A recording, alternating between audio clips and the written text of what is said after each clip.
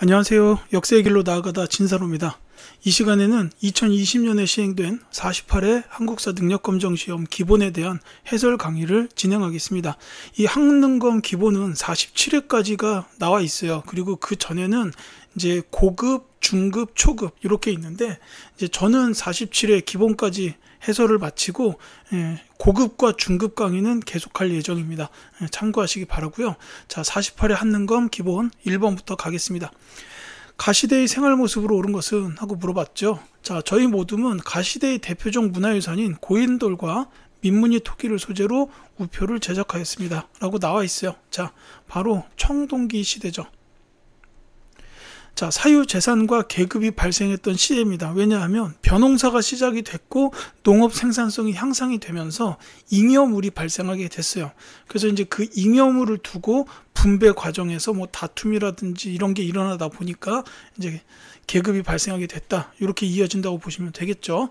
자, 청동기 시대의 대표적인 유산 고인돌. 이게 바로 그 계급이 발생했던 증거로 볼 수가 있겠고, 이때 사용됐던 토기는 신석기의 빗살무늬 토기보다 조금 더 발전된 민무늬 토기였다라는 거 기억해 주시면 되겠습니다.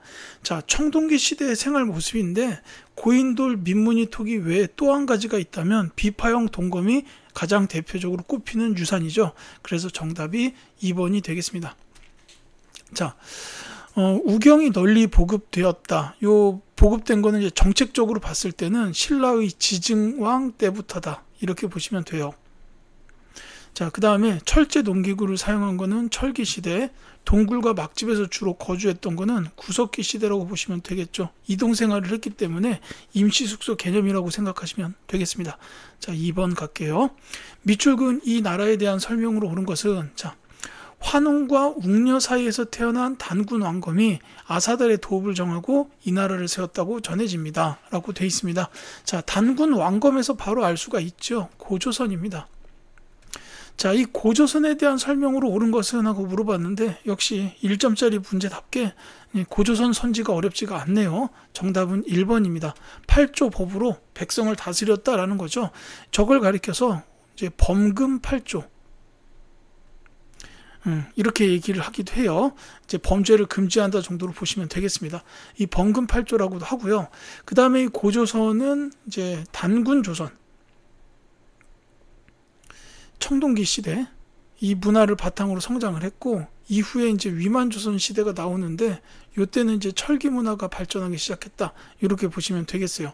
그리고 이제 위만조선은 최종적으로 우거왕이 그 한나라의 공격을 받아서 멸망했다. 뭐 이런 것도 있죠. 자, 영고라는 제천 행사를 열었다. 요거는 부여죠. 지배자로 신지나 읍차 등이 있었다. 요거는 사만입니다. 이제 뭐 제사장인 이제 천군, 신성지역 소도 이런 것도 같이 기억하셔야 되겠고요. 그 다음에 이제 옥저나 동해의 경우에는 읍군, 삼로 이런 지배자들이 있었어요. 구별할 줄 알아야 됩니다. 음락 간의 경계를 중시하는 책화가 있었다라는 것은 동해에 대한 설명이라고 보시면 되겠죠. 자, 3번 가겠습니다.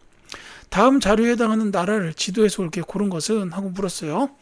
자, 이 나라는 여자가 10살이 되기 전에 혼인을 약속하고 신랑 집에서는 여자를 데려와 기른 후 성인이 되면 신부 집에 대가를 주고 며느리를 삼는 풍속이 있었다라고 돼 있어요. 자, 이 풍속을 가리켜서 민며느리제 라고 합니다. 그 다음에 가족이 죽으면 뼈만 추려 보관하는 장례 풍습이 있었다라고 돼 있죠. 자, 요걸 가리켜서 이제 가족 공동묘, 이제 가족들을 공동으로 묻었으니까. 그 다음에 이제 또 하나는 뼈만 추려서 보관했다라는 거를 골장제라고 부르기도 해요. 골장제. 자, 그러니까 민며느리제가 있었고 가족 공동묘나 골장제가 있었던 나라. 이 나라는 이제 옥저입니다. 자, 그러니까 이 문제는 지도에서 옥저를 찾아주면 돼요. 자, 그런데 여기 보면 이제 가나다라 해가지고 쭉 나와 있습니다만, 여기 가는 이제 만주 북부 지역에 있죠. 여기는 부여입니다. 그리고 나는 압록강 바로 이북 지역이라고 보면 되는데 고구려, 초기 고구려라고 보시면 돼요. 그 다음에 요 다가 함경도 동해안 지방인데 이게 옥저고, 라는 이제 강원도 북부 동해안 지역, 요게 동해입니다. 그리고 한반도 중부 및 남부 지역에는 사만이 있었다. 이렇게 보시면 되겠죠. 그래서 이제 문제에서 옥저를 찾으라고 했기 때문에 정답은 3번 다가 되겠다. 이렇게 보시면 되죠. 자, 4번 가겠습니다. 가국가에 대한 설명으로 옳은 것은? 하고 물었습니다. 가의 문화유산 해가지고 정림사지 5층 석탑과 금동 대학로 산수문이 벽돌 이런 것들이 나와 있어요. 전부 중요한 이 나라의 대표적 문화유산 되겠습니다. 바로 백제입니다. 자, 정림사지 5층 석탑, 이거는 이제 뭐 그 정림사지 가면, 그러니까 부여박물관 근처에 있어요. 거기 가면은 지금도 볼 수 있습니다. 자, 그리고 금동 대학로, 이것도 역시 부여박물관 가면 볼 수 있는데, 이거는 불교와 도교 양식이 혼합되어 있는 그런 작품이에요. 정말 멋있습니다. 그리고 이 산수문이 벽돌도 이제 백제의 대표적 유산 중 하나죠. 자, 백제에 대한 설명을 찾는 문제입니다. 선지 보면 어렵지 않죠. 지방에 22담로를 설치하였다. 라는 게 백제고, 이 22담로에다가 왕족을 파견해서 왕권 강화 정책을 펼쳤던 왕은 무령왕입니다. 그러니까 22담로 하면 백제, 무령왕, 이렇게 이제 연결해서 기억해 두시면 좋겠어요. 진대법을 시행한 거는 고구려인데 최초로 시행된 거는 고국 천왕 때부터입니다. 재상을파수의 건의를 통해서 시행된 이제 우리 역사상 최초의 빈민구율제도, 이렇게 보시면 되겠고, 상수리제도는 신라의 그 지방 견제를 위한 인질제도라고 보면 돼요. 지방 인질제도. 그러니까 유력한 지방 세력의 사람을 이제 수도 경주에 와서 살게 만드는 그런 제도가 상수리 제도였습니다. 골품제라는 신분제도 역시 신라에 있었죠. 자, 5번 가겠습니다. 다음 사건이 일어난 시기를 연표해서 옳게 고른 것은, 자, 나는 신라의 영토를 한강 유역까지 넓힌 것을 기념하여 이곳 북한산에 순수비를 세우노라 라고 했습니다. 여기서 이제 순수라는 게 이제 돌아본다, 이런 뜻이에요. 그러니까 이 왕이 북한산을 돌아보고 비석을 세웠다라는 거죠. 그러니까 이제 순수라는 게 자신의 영토를 돌아보는 그런 행동을 말합니다. 순행이라고 하기도 해요. 자, 어쨌거나 이건 북한산 순수비에 대한 얘기인데, 이 왕은 그럼 누구냐면 진흥왕입니다. 물론 북한산 순수비를 통해서 알 수도 있지만 신라의 영토를 한강 유역까지 넓혔다라는 데서 진흥왕, 이렇게 알 수가 있겠죠. 자, 그 다음에 이 한강 유역까지 신라가 차지하게 된 거랑 관련된 게 이제 백제와 신라의 동맹. 이때 백제의 성왕과 신라의 진흥왕, 이 두 나라가 힘을 합쳐서 한강을 회복을 해요. 근데 이제 애초에 약속되기로는 백제가 하류, 신라가 중류와 상류, 이렇게 이제 나눠 갖기로 얘기를 했는데, 이후에 이제 신라에서 이 약속을 저버리고 한강 유역을 다 차지하게 됩니다. 그래서 이제 성왕은 열받죠. 관산성 전투. 다만 이 관산성 전투에서 성왕은 전사하고 맙니다.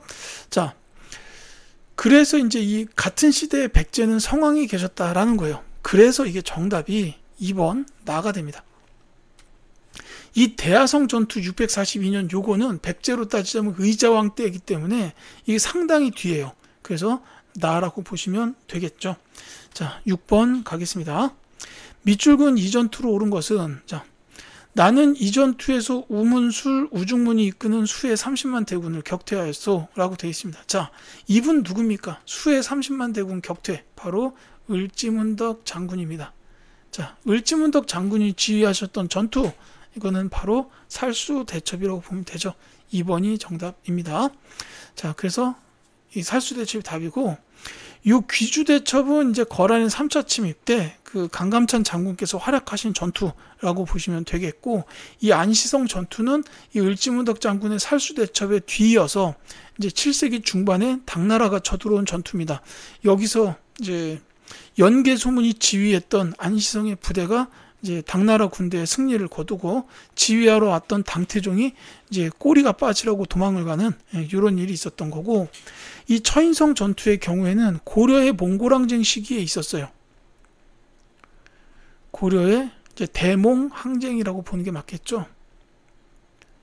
그 다음에 관련된 분의 이름 김윤우, 이 승려 스님의 이름을 기억해 두시기 바라겠습니다. 이제 처인성 전투에 이 전략 이제 전공을 인정받아서 이제 장군이 되죠. 충주산성 방호별감이 됩니다. 이후 충주성 전투까지 승리하시죠.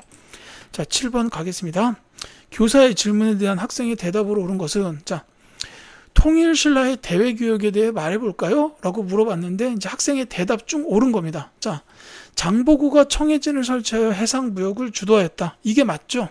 통일신라 하면은 장보고의 청해진 해상무역, 그리고 해적소탕도 했습니다. 자, 무역소를 설치하여 여진과 교역했어요. 라고 했는데, 이 무역소는 이제 조선시대입니다. 특히나 이제 심화 시험 대비한다면 요거 기억하셔야 돼요. 이 무역소에 대해서 경성과 경원의 무역소 설치. 경성 경원의 무역소 설치했고, 이때 왕은 태종입니다.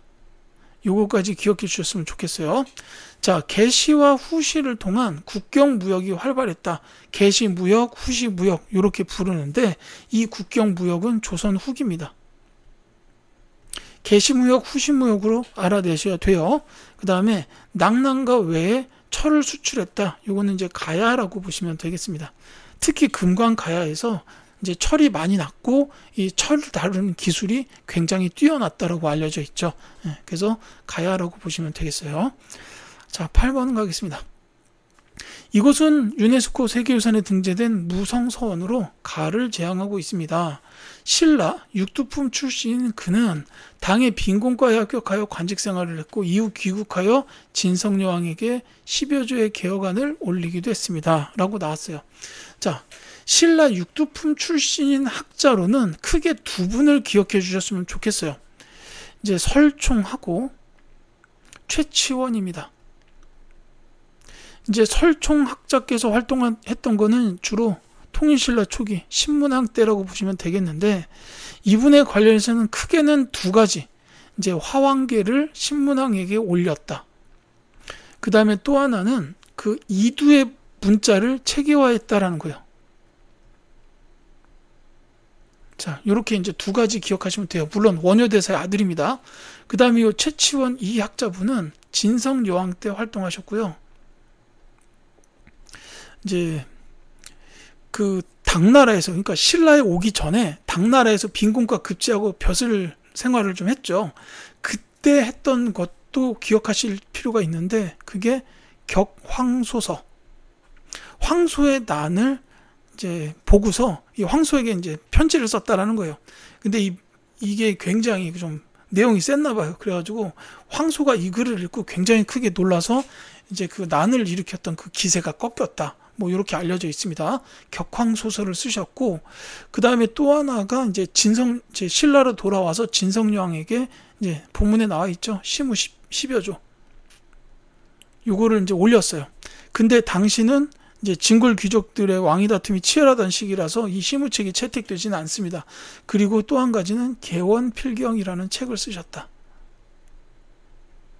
이제 이렇게 세 가지 정도를 기억하시면 돼요. 그러니까 정답은 바로 최치원 학자입니다. 자, 이 강수 이분은 그 청방인문표라는 글을 쓰셨어요.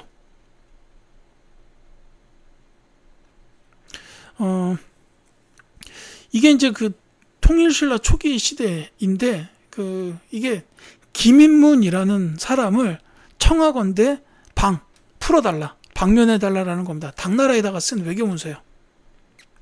그러니까 김인문을 이제 풀어주십시오라는 그걸 담은 외교문서인데, 이제 당시에 외교문서를 썼다는 거는 글을 정말 잘 썼다, 이런 뜻으로 보시면 되겠습니다. 설총 설명드렸고요.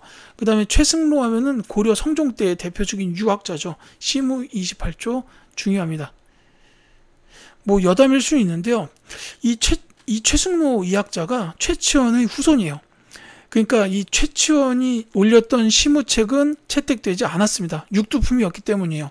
그리고 최승로 학자의 시무 28조는 채택이 됐어요. 그래서 이제 뭐 고려 성종이 12목의 지방관을 파견하고 이랬죠. 그러니까 이제 신라에서 고려로 이렇게 왕조가 바뀌었다라는 거는 단순히 그냥 왕조의 교체를 뜻하는 게 아니라, 이제 육두품 같은 그런 신분제는 이제 사라지고, 이제 좀 더 능력을 통해서 이제 인정받을 수 있는 그런 세상이 열렸다라는 의미가 있기도 하죠. 자, 9번 가겠습니다. 가에 들어갈 문화유산으로 적절한 것은 하고 물었어요. 자, 주제가 발해의 문화유산입니다. 자, 문헌조사나 인터넷 검색을 통한다라고 했는데 이제 조사 대상이 가가 있고 이불병좌상, 발해의 석등 이게 있습니다. 자, 이 두 문화유산은 전부 중요합니다. 발해의 대표적 문화유산으로 크게는 세 가지를 꼽아요. 이불병좌상과 이 대형 석등, 이 길이가 6m, 7m 정도 된다고 해요. 굉장히 컸다라는 거죠. 그리고 또 하나가 있는데 뭐냐면 돌사자상이에요.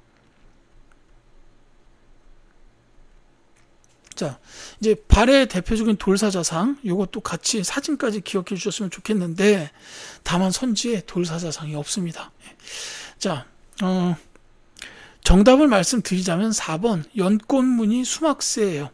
이제 이거는 뭐 지붕에 장식했던 거 수막새, 안막새 이렇게 있고, 다만 이 연꽃무늬 수막새 요거는 사실 발해만의 문화유산은 아닙니다. 뭐 저기 뭐 고구려에서도 있었고, 뭐 백제나 신라, 뭐 통일신라 이런 데서도 이제 수막새는 많이 발견이 돼요. 그래서 이제 대표적 유산이라고 하기는 조금 어려울 것 같지만 어쨌든 수막새가 나오면 요거는 그 뭐 삼국이나 남북국 시대의 이제 문화유산이다라고 기억해 두시면 되겠어요.